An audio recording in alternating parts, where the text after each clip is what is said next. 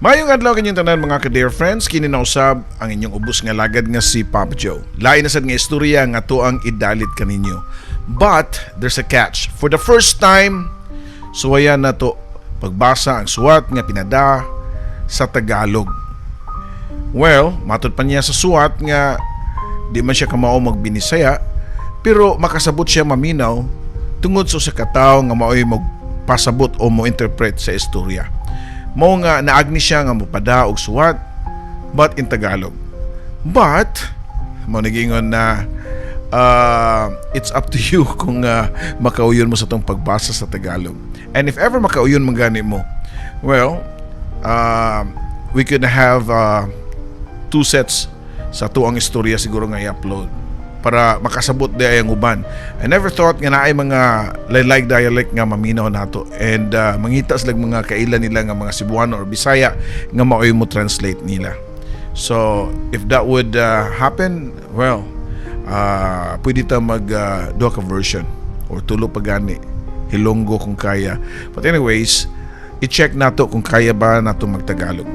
Again, sa lahat po ng nanonood ngayon sa YouTube channel natin, welcome po, lalo na po sa mga Tagalog speaking. Ito po yung lingkod, Papa Joe, at sa araw na to ay bigyan natin ng buhay ang liham ng ating sender na isa rin sa ating YouTube subscribers. And don't forget to click the subscribe button and the notification button para ma-notify po kayo sa mga bagong kwento natin. And of course, sa mga naghahanap ng mga lumang kwento ng channel na to, ay matatagpuan din ninyo sa Katabi with Ate Gems.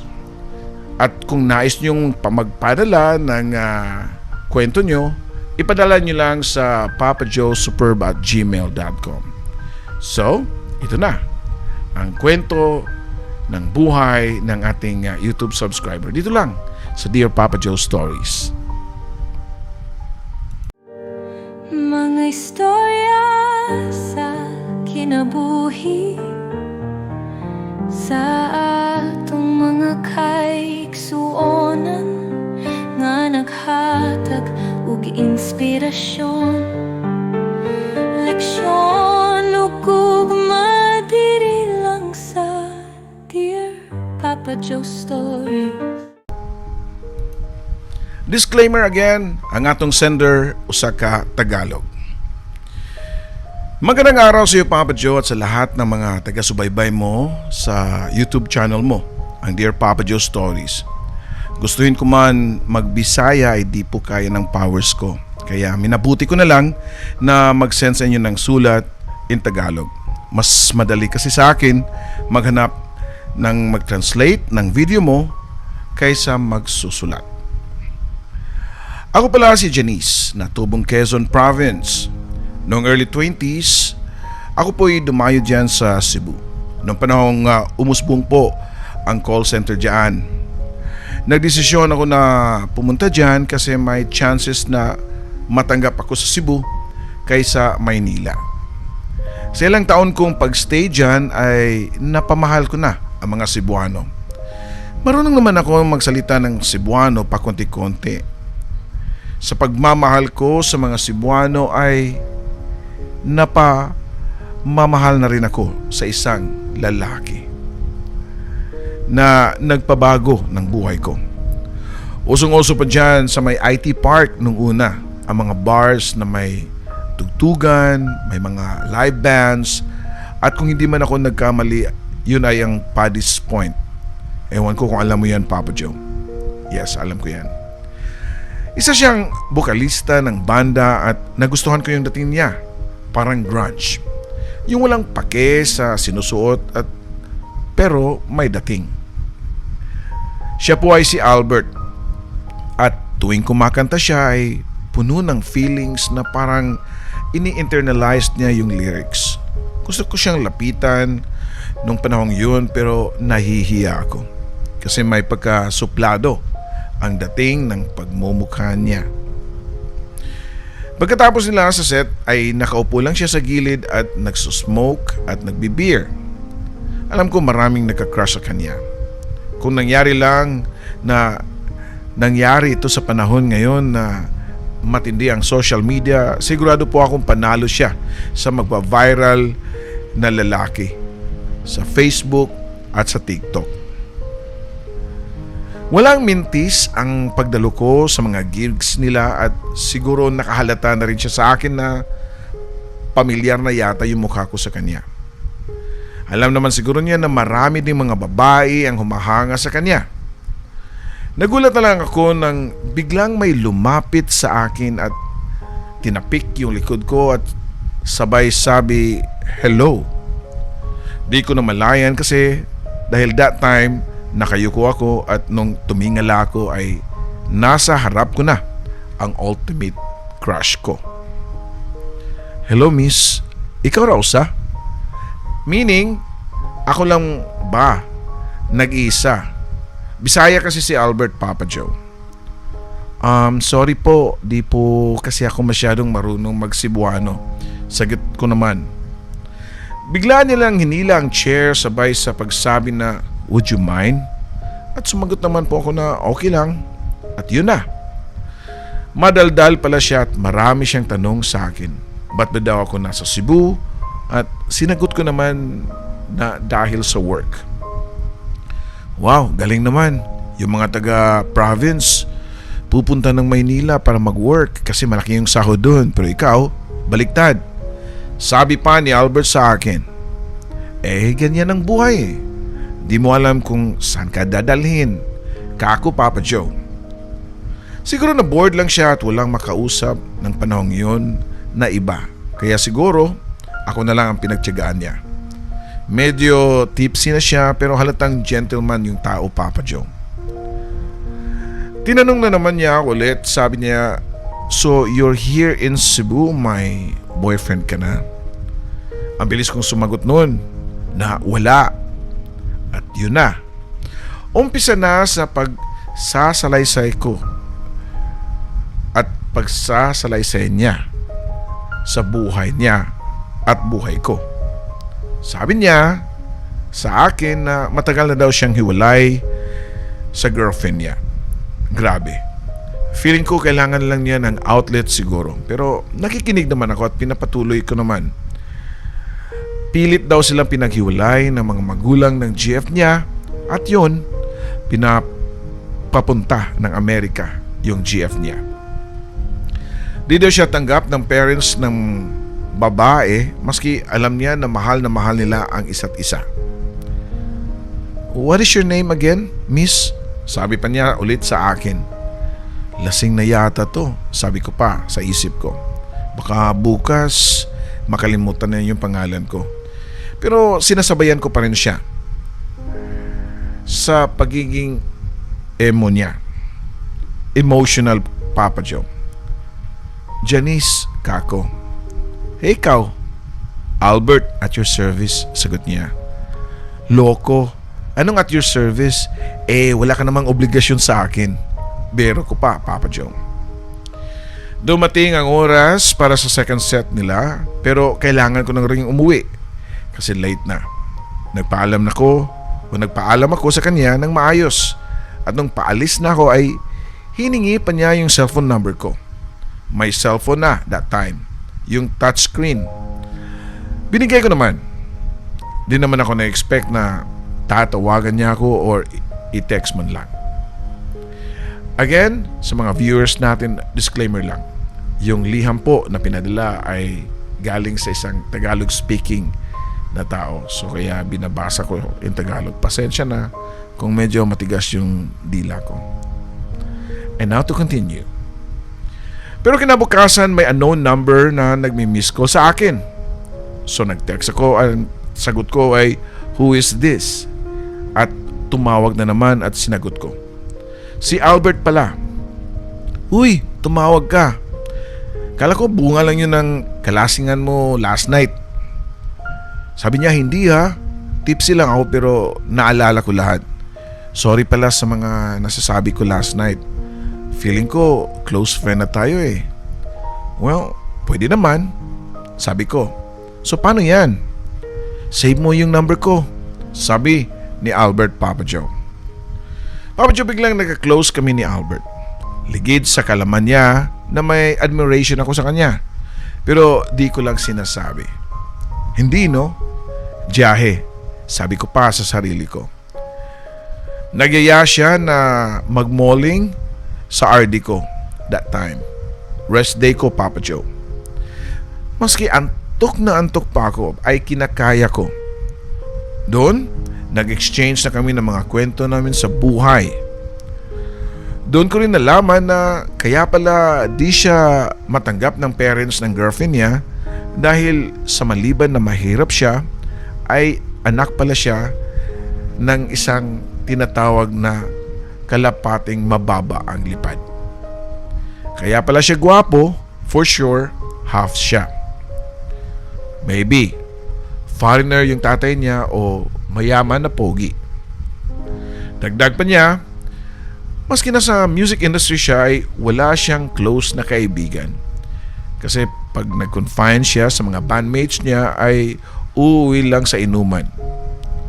Wala na rin din siyang mama dahil years ago namatay ito sa malubhang sakit. Kaya napilitan siyang rumakit.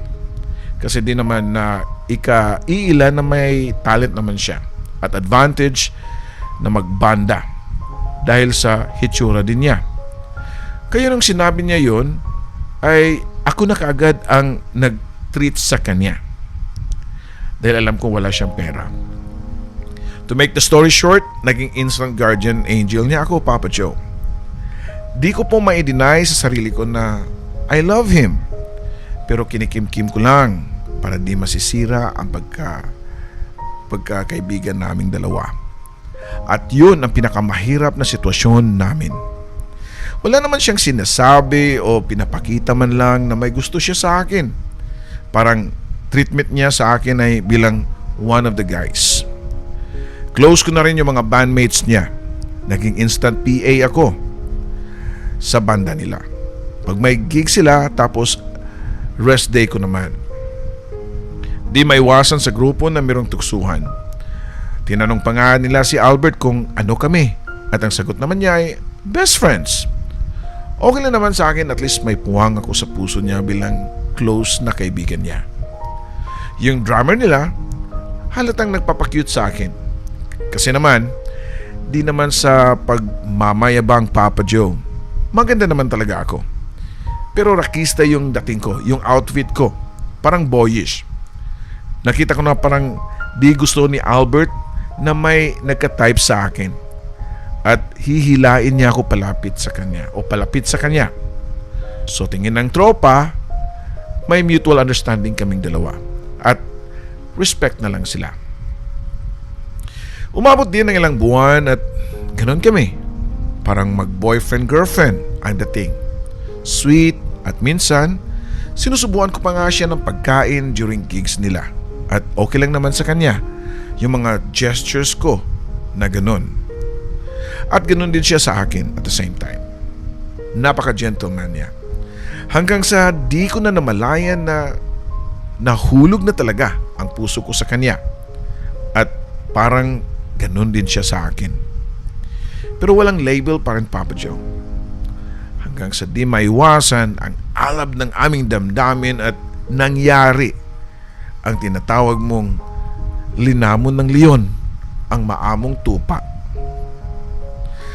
Nasundan ang mga intimate moments naming dalawa ni Albert, Papa Joe. Nang napaisip ko, ano ba kami? Kaya sa mga sumusunod na araw, Papa Joe, ay tinatanong ko na siya ng masinsinan, Albert, ano ba tayo? Nagmamahalan? Ano pa nga ba? Sagot niya, anong tawag mo sa akin, girlfriend o wala lang? Sabi niya, alam mo Janice, i-enjoy na lang muna natin kung ano tayo ngayon ha. At sa tingin ko yan ang mahalaga eh. Sabi niya, Papa Joe. Papa Joe, ayaw ko na rin siyang kulitin. Baka yun pa ang ikakasira ng relasyon namin bilang magkaibigan or kung ano man kami ngayon. Tama siya. I-enjoy muna namin. Pero dumating talaga ang araw na hindi kami nag-communicate ng maayos. Kasi minsan, off ang phone niya at hindi rin siya nagre-reply. Wala naman akong karapatan na maggalit o magtanong. Siguro dahil wala na nga kaming label sa isa't isa. Kaya ang ginawa ko, doon ako nakitanong sa kabandmate niya. Josh, kumusta yung kaibigan natin? Di na siya nagpaparandam ah. Si Josh pala, Papa Joe, ay yung lead guitarist nila. At ang sagot naman niya ay, "Nako Janice, huli ka pala sa balita. Di mo alam na umuwi yung GF niya?" "Ah, ganun ba? O sige." Yun lang ang nasabi ko, Papa Joe, pero sa totoo parang sasabog na yung dibdib ko sa sakit. Tumutulo na yung mga luha ko. Nasaktan ako ng labis. Ganun lang yun? As in, gamit-gamit lang ang show? Papa Joe, akala ko dun lang matatapos ang sakit ng puso ko. Yung trials, kumbaga. Pero hindi pala. Dahil nagtaka ako ng ilang araw na ba yun ay parang lampas buwan na, ay di pa rin dumating yung monthly na dalaw ko. Agad-agad akong pumunta sa pinakamalapit na pharmacy para bumili ng pregnancy test kit. At boom! Buntis ako, Papa Joe. Ayaw kong ipaalam kay Albert. Para ano pa? Sure ako na happy naman siya sa buhay nila dahil nandito yung girlfriend niya. Sabi ko sa sarili ko na haharapin ko na lang kung ano man ang kahihinatnan ng buhay ko. Kasi sinadya ko naman na mangyari to sa akin. Inaalaw ko. At least may remembrance ako sa taong minsan minahal ko dyan sa Cebu. Nag-resign ako, Papa Joe, kaagad-agad at umuwi sa amin. At bahala na si Batman. Nung nalaman ng parents ko na buntis ako at sinabi ko sa kanila ang mga pangyayari ay intindihan naman nila. Tanggap naman nila ako, Papa Joe. Sabi pa nga ng mama ko, ang importante umuwi ako dahil miss na din nila ako, Papa Joe. Isinilang ko isang baby boy na kamukhang kamukha talaga ni Albert. Parang Kano. Kaya Kano rin ang nickname sa anak ko sa amin. At love na love siya ng mga magulang ko. Ako, moving on at nag-work na lang ako sa amin bilang office clerk. Okay lang naman. Hindi naman kami talaga na naghihirap o mahirap. Kasi may business o negosyo naman talaga yung parents ko. Kung tutusin, pwede naman ako sa negosyo namin pero mas pinili ko pa na to stand by my own. Di ko maiwasan na may tanong ko sa sarili ko kung kumusta na si Albert. 2 years na kami na walang communication. Kasi nagbago na rin ako ng number nung umalis ako dyan sa Cebu. Walang social media that time. Okay na. Naka-move on ako. Nang minsan, napadaan ako sa isang department store sa amin. May nakita kong hindi ako sure pero hindi ko inakala na makikita ko yung isang tao. Pero sa isip ko, parang guni-guni lang yata eh. Si Albert o may kamukha lang talaga siya na mistiso sa bayan namin. 2 days after nun, Papa Joe, na-shock na lang ako na medyo maingay sa loob ng bahay namin nung nakababa na ako sa tricycle. Kasi nasa gilid lang ng kalsada yung bahay namin. At nung papasok na ako sa bahay namin ay bumalangtad si Albert. Meaning si Albert pala talaga yung nakita ko 2 days ago. At kalong-kalong niya yung anak namin na si Kano. Napaiyak ako, Papa Joe, at tinanong ko sa harap ng mga magulang ko at sa anak namin kung ano ang ginagawa niya sa amin. Pero mga parents ko na ang nakasmile lang at sinabi na, syempre, nandito siya kasi may sasabihin daw siya sa'yo. O ano, Albert, anong sasabihin mo? Nandito ako para magpakasal tayo. To make the story short, Papa Joe, baka nahirapan ka na magtagalog dyan. Hinanap pala ako niya after sa closure nila ng girlfriend niya. To tell her frankly na may napupusuan na siyang iba. At okay lang naman ng ex niya dahil the feeling was mutual. Wala na ako sa Cebu. Kaya agad-agad niya pinuntahan ang ex-company ko at nakisuyo siya sa kaibigan ko na hingin yung address ko dito sa Quezon Province. Nakasal talaga kami, Papa Joe, at may pondo at naipon naman ako. At din siya rin. At siya rin pala. May ipon din. Dahil nakilala niya pala yung father niya at binigyan siya ng tulong. Ngayon, kami na ang nagpapatuloy ng business namin o business ng mga magulang ko. At 3 na ang anak naming si Kano, si Tisay at ang bunso na si Tisoy. Happy ako, Papa Joe, sa ala fairy tale na kwento ko. Si Albert nga ang may gusto na ipadala ko yung story ko sa inyo. Dahil umabot na sa amin yung YouTube channel mo at fan mo kami. Si Albert na taga Cebu, siya yung nagtatranslate sa ibang words na di ko masyado maintindihan. Pero ayaw naman niyang sumulat in Cebuano kasi nga nakapagod daw magsulat. Papa Joe, maraming salamat talaga sa channel mo at sana kung maaari may 2 version ka sa story mo. Cebuano at Tagalog. Kasi maraming mga hindi bihasang-bihasa na subscriber mo pero kailangan pa nila ng translator. Paki-comment nyo na lang din po kung nakikinig po kayo ngayon kung gusto nyo ng Tagalog version ni Papa Joe. Kung okay lang siya Papa Joe na mag-Tagalog. Mabuhay po tayong lahat. Janice. Wow. Ganda ng story mo, Janice. Parang dumudugo din yung ilong ko. Okay lang naman sa akin but I'm not really bihasa reading in Tagalog. And siguro may mga words din na hindi ko nabigkas ng maayos but siguro naman naintindihan nyo. And sa lahat po na mga Ilonggo, Waray, Tagalog, at iba pang mga dialect pero nakasubscribe sa atin at meron naman silang translator. Maraming salamat po sa suporta niya at mabuhay po kayo. We'll see po. And if you like to send Tagalog letters, siguro naman as long as mabasa natin at maintindihan niya, kakayanin po natin para sa ikauunlad ng bayan. Okay, joke. Please subscribe and stay tuned for a while para sa mga shoutout sa mga lahat ng mga subscribers natin na pwede kong i-shoutout within this video. Okay? Mabuhay!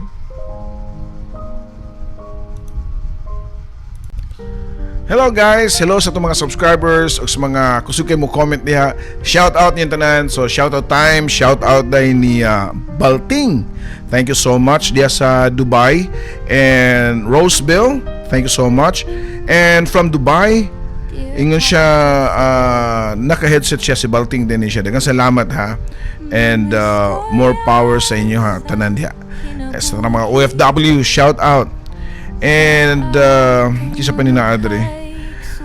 Si Ikang 7. Yan. Shout out Papa Joe from Lapu-Lapu. Si FRC.official _ yeah. Saan siya? 1? Yan. Sige. Og si Ged 0233. Dagang salamat nga naghuwat pa sa sumpay nato sa itong mga istorya. Si Shinkoy Laandra ba ni siya nga naghilak ko na siya din mga kabarangay. Okay, sige, ito ning hininayin sa ning magpa-shoutout sa taga Anahawan, Batu Leyte. Dagang salamat niyo ha. Si Lorena Redelia 535. Yan. Si Young Rose 1759. Shout out. God bless. Si Roseville Lian 642. Yan. And from Inabanga, Bohol, si Jimmy Landero 29. Dagang salamat ang mga taga Bohol. Dagang mga viewers niya sa Bohol. And from South Korea, ningon siya nga nahurot na download ang mga MP3 nga video Papa Joe kay akong paminawon well nagtrabaho ko. Hi din sa akong pamilyang Kunson sa Kanhabagat, Medellin. Uy, nakanabi ako diya. Dosa Central. Okay, so gikan na siya ni Chawix. Okay, daghang salamat Chow ha. Sa Batu Leyte si Arlene Ranyua. Daghang salamat. Shout out kisa pa ni na Adre. Jovelyn Takahashi. Sa Japan. Shout out niyo dia ha. And sa Tabango Leyte si Rodel Gohel. Sa mga taga Leyte, taga Ormoc, dengan dia. Negos na likuangan nila. Ato siyang karan. Si Therese Payot 8640, dengan salamat. Yan. Kisa pa ni na Adrian atong mga shout out from Mandawi City si Lea Pacaldo. Yan sa mga taga Mandawi, de sa Giso, Mantuyong, de Sopao, Pilapil, ilon yung tanan da sa Labugon, Paknaan. Si Simply Gemma, dengan salamat. And kisa pa ni siya diri. John Paul Salinas. Okay? Amping mo dia always and Roberto Floro B5F, dagang salamat. From Bohol si Christian J. Adem. Dagang japon ito sa mga taga Bohol diyan, no? And kisa pina-address si sino siya? Danvi Vlogs 21, dagang salamat ha. O Jovelyn 87. Shout out from Leyte si Gina Arnijo. Yan.